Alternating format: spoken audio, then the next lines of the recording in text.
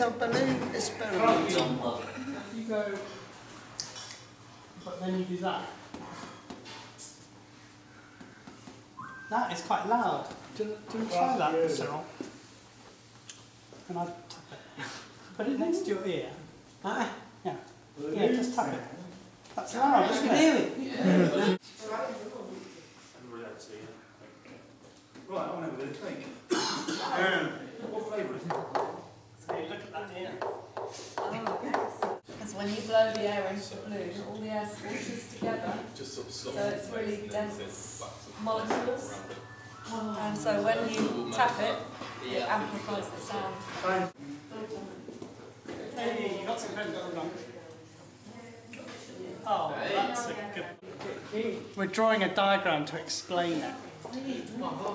See how much air there is in the balloon? Yes, you can see it. There you go. We have some air molecules on the outside of the balloon as well. You can see with the diagram. This is, Maria, if you could say here, then this ear is Maria's ear. This balloon is the balloon there. Could you hold it beside you? I'm being serious. Right, so if I tap on the balloon... What do you mean? What do you mean I haven't got any hair? I've got loads of hair. How does that sound? Very high. Okay, it's quite loud, so it's amplified.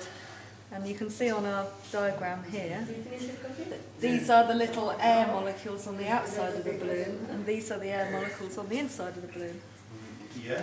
And Caleb's drawn us these lovely sound waves, showing us how the sound is amplified into the ear, because all of the air is squashed into the balloon and it's much more dense. It's much, the particles are much closer together, so the sound is amplified. That's the balloon experiment.